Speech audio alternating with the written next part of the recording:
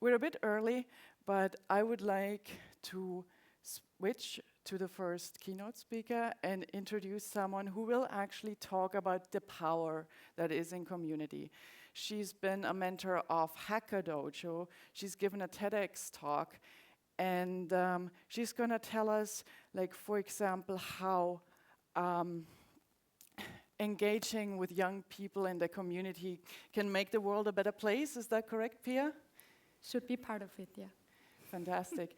So give it up for Pia Gerhofer. Okay. Good morning, everyone. It's nice to see that some of us woke up early. I hope the karaoke didn't last too long. First, a few things about myself. My name is Pia. I'm a full-stack software developer. I usually program with Kotlin, Spring Boot, React, TypeScript. I'm also a part-time teacher, so I try to teach some coding to 10 to 13-year-olds. And one thing I'm not is a Kubernetes expert. So one might ask, Kubernetes Community Days, why am I here today? And that's a valid question. As you probably guessed, it's not going to be a lot about Kubernetes, as I'm not an expert there, but I'm going to talk about community. Because I personally am a big fan of communities. I love going to meetups, I love going to conferences, to congresses, to code retreats, and I feel like I personally benefit a lot from the energy other people put in, because there's always a lot of work behind it. A few years back, I also started getting involved in some communities myself, and that's what we are talking about today. So I will introduce you to some communities, introduce you to some people behind those communities and their motivation, and who knows, maybe one or two people in the audience will be encouraged to get active themselves. So, first of all, I would like to get to know you a bit, to get to know the audience a bit. So I have a little question for you. Maybe you can grab out your phones and answer me whether you are already active in some community, whether you are already doing anything more than being a participant somewhere. I need to plug in my charger. So. Well, that already sounds great. Looks great to me.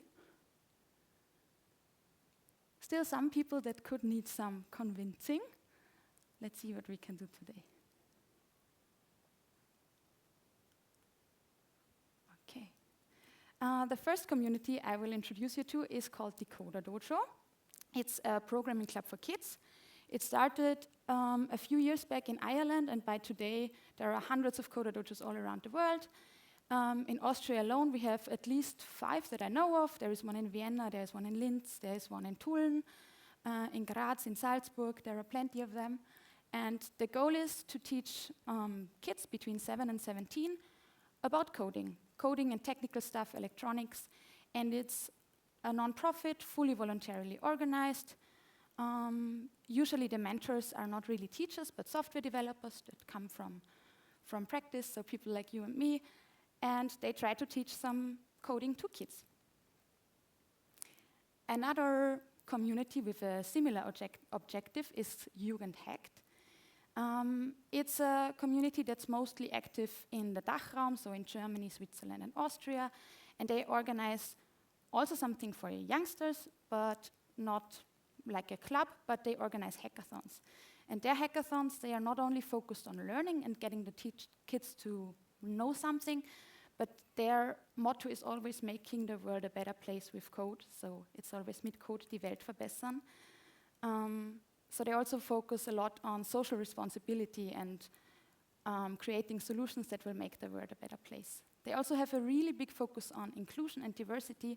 I'm not only talking about gender, they also care a lot about neurodivergence. They always have a starting tutorial for mentors who help there how to make kids with autism feel more comfortable, and that's really great. Next to all of these raising awareness things that they do, they also have really cute mascots, as you can see on the right. For these kinds of events, a lot of volunteers are needed.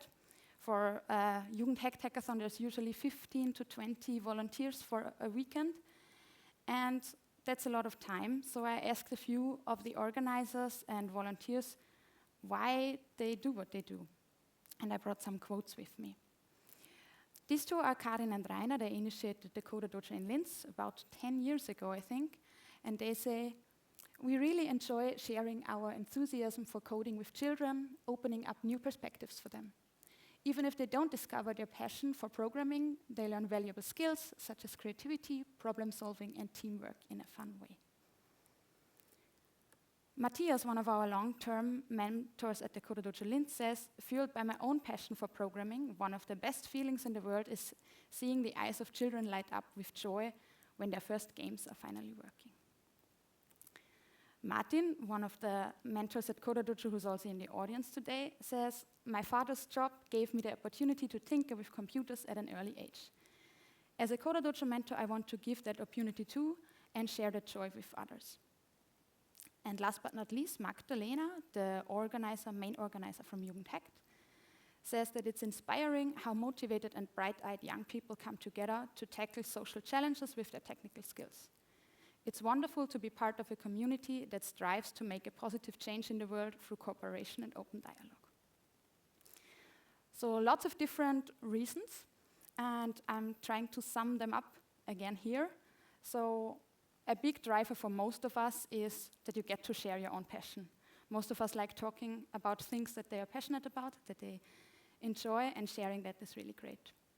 For me personally, by teaching others, and especially children, it also deepens my own understanding, because kids ask a lot of questions and they are not satisfied with not good answers. So for me, it really helped my own understanding of things when I have to explain them to some curious kids.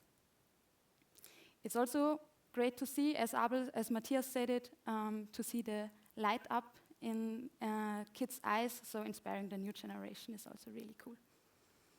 And it's meaningful. At least it feels very meaningful to me, so it definitely gives my free time a sense of purpose.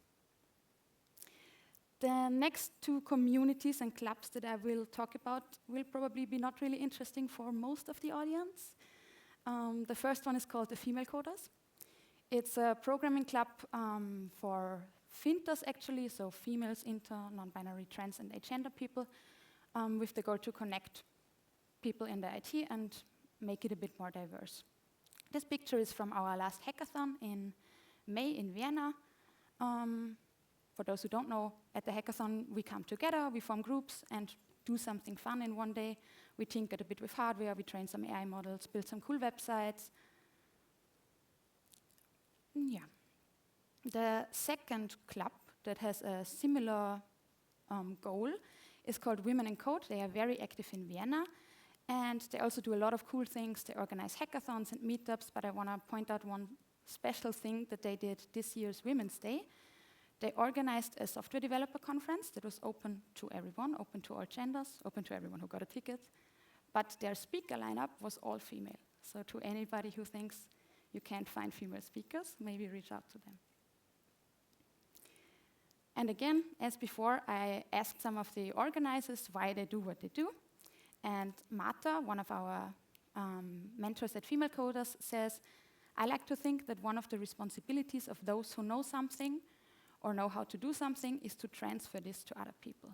And helping at Female Coders is one way of doing this. So similar to the kids clubs, the sharing knowledge part is again big here. Barbara and Catherine said, diversity is very important for healthy networks, work relationships, and our society in general. As positive role models, we want to inspire other women to join the field of software engineering. If you disagree maybe with the first statement, go watch Cleo's talk from yesterday. She talked a bit about why diversity is important and also had some statistics. So again, to summarize, what's in it for you?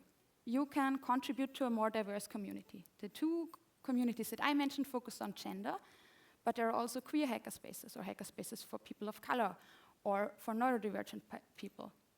So you can get active in any of these groups as well.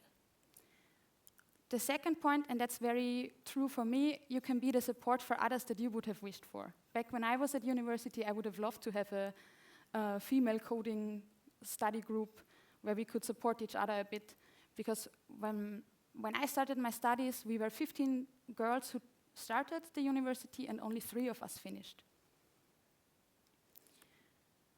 And you can see and show that you are not the only one, because sometimes when you are in a room where most of the people are different than yourself, you can feel a little bit like the odd one out.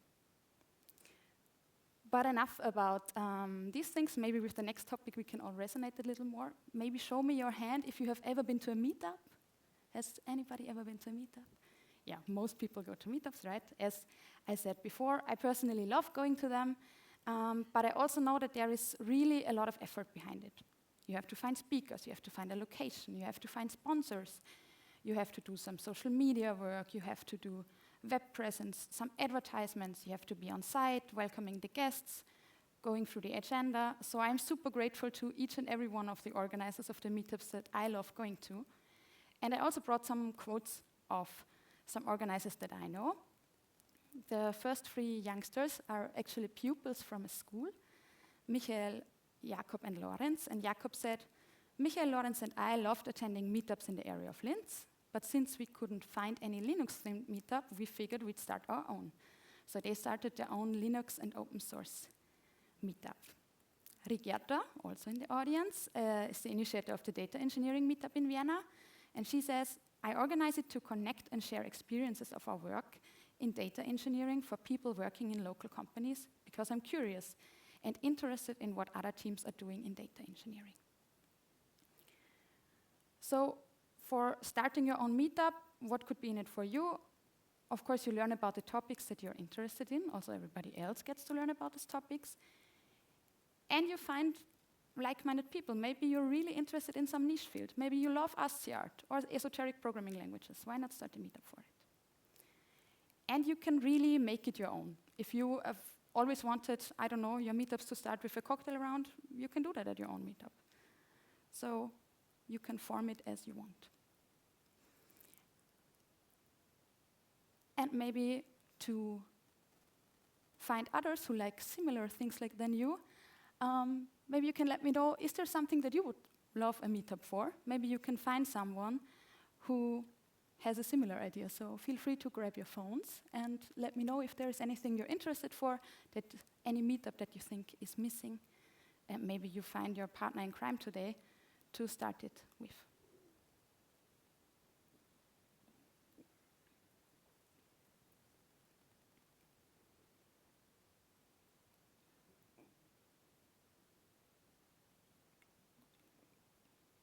Maybe these three people can join and just do security.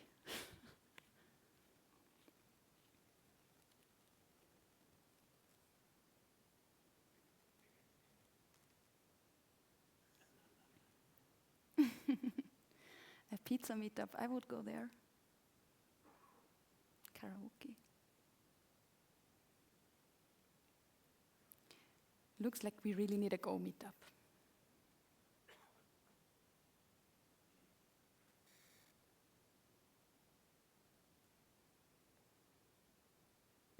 And karaoke. Okay, thank you. I have two more communities that I will mention. The first one is the TEDx community. Most people probably know of the TED Talks, the ideas worth spreading. TEDx are the independently organized versions of them. There is a TEDx in Vienna, in Salzburg, in Linz. And I feel it's something a bit more special because it's one bigger event, similar to the Kubernetes Days today, that bears some different challenges. It has a higher financial risk. You need many organizers. It's a lot of work. But for the TEDx events, it's a really cool event. If you've never been to one, I suggest you do so. The next one is in Linz, is actually this Saturday, and there are still tickets if you want to go. And I also brought two quotes from some organizers. The first one is Jorgi, and he says, there are few things in life more amazing than people coming together, working together, and showing off their projects and their skills. And there's little more rewarding than making this happen. Christina says, I like being surrounded by self-motivated people who do things because they want to and not because they have to. And I like making things happen. Another community that I want to mention is the Socrates. Does anybody know what the Socrates is? Oh, that's not a lot of people. Very good. It's a very cool thing. It's an unconference. Socrates stands for Software Craftsmanship and Testing. And an unconference has the goal to bring the best part of a conference, which is the coffee talks between, the coffee chats between the talks, to a full format. So there are no speakers beforehand, there is no schedule, everybody gets to be involved. The schedules are always drafted in the morning, in morning assemblies, and usually the sessions are very interactive and very hands-on. So everybody gets to be active and participate. And if you've never been to one, go Google it, go to one. They are also happening all around Germany and Austria and Switzerland. So feel free to join one. And I asked the Linz team, Lisi, René, and David, why they did it. And David said, inspired by the Socrates Germany, I was fascinated by the variety of topics and the fact that something so good is completely self-organized. I wanted to try something like that here too, told Lisi and René about it, and they were immediately on board. So to summarize the last few points these people had for their motivation was self-efficacy. That's what Jorgi said. There's nothing more rewarding than making cool things happen. And it's really great. I hope it's going to be that way for all of the Kubernetes Days organizers after this day, to see that you made a really, really cool conference. Meeting like-minded people. Christina put it very nicely. Meeting the same intrinsically motivated people, as you might feel yourself are, is really great. And the last point is from me. I met some of my favorite humans in all of these communities, so for me it's also really cool for making friends. So it sounds like it's really great, right? Being active in the community, it can give you purpose, it can give you joy, it can deepen your understanding, and it can give you new friends. But it's not always rainbows and unicorns. Actually, it's quite exhausting most of the time. Sometimes you'll be frustrated and tired, thinking your time is spent better off somewhere else. And yeah, and there's a few things that maybe if you're not an organizer but a participant, you could also do to help people keep going. And the first thing is, I really like receiving feedback when we organize things. If you've ever been on a meetup that was organized by the Meetup platform, usually afterwards you get this little pop-up, right? Say what was good, what was not good. Or after you've been to a conference, you get a form sent. It would be really cool if you fill those out. People actually read that and like to get some feedback. Inspiring new volunteers. That's a big one for me. It's always great when I tell somebody about the Coder Dojo or Jugendhackt and they are like, cool, I think I want to try that too. That gives me really good feeling and makes me continue with all the free time that I spent there. And having an impact on just a single person can be really cool. Two stories come to my mind here. One of our mentors at Female Coders used to work at a place where she didn't really feel appreciated and comfortable, and she was actually thinking about quitting the IT industry. But she found our community, found that there are more people like her, and we gave her some recommendations where she could apply, where she might find a better fit job-wise. She switched and is super happy now. And another example is Jakob, if you remember him from a few slides back, one of the organizers of the Linux meetup. 10 years ago, he was actually a kid at the Coder Dojo. So I have some pictures where I try to teach him some coding, and today he's going to teach me a lot of things. That's really cool. And thank yous. A little appreciation for all of the work that the people put in really goes a long way. Okay, so in case some of you got the urge to start something now and is motivated to organize something, I have a few tips.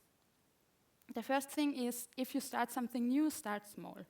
You can't expect your first meetup to be huge and a lot of people to show up straight from the start.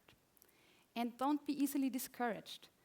You can't expect other people to be as passionate about the things as you are, and don't let yourself be discouraged by that. And at the Socrates, there are 3 principles that I really like and that I think we should apply to more of our life. And they are, whoever comes are the right people, whenever it starts is the right time, and whenever it ends is the right time.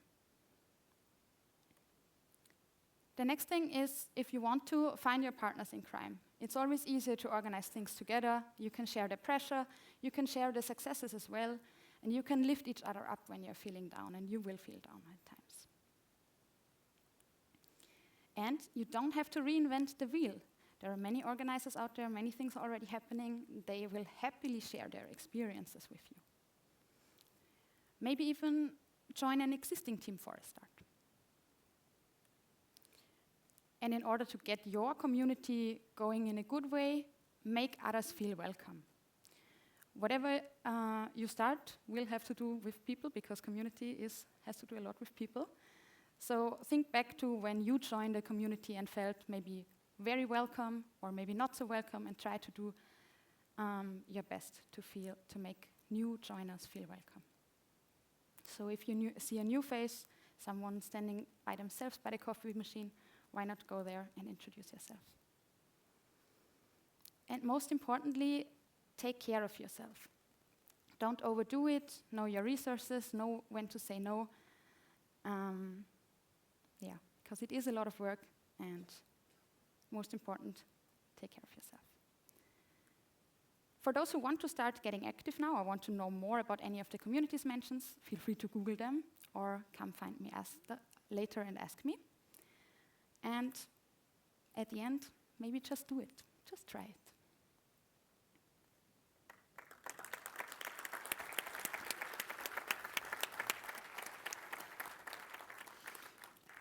Thank you, Pia, so much. Any questions from the room for Pia? Then maybe I'll take an exception and make a statement. I so much resonate with the feedback thing. It's very, very hard if you stand in front of a lot of people and you have no clue if they find it good, bad, nothing, don't care, was just scrolling on the phone. So, was nützt die Liebe in Gedanken in German? Sometimes I find, sometimes you think thank you, but you don't say it. I don't know if you agree with that. Absolutely. It's always, it doesn't cost much to say thank you, and nobody ever got fired for it, right? Yeah. So, yeah. With that being said, let's thank Pia again so much, and please talk to her.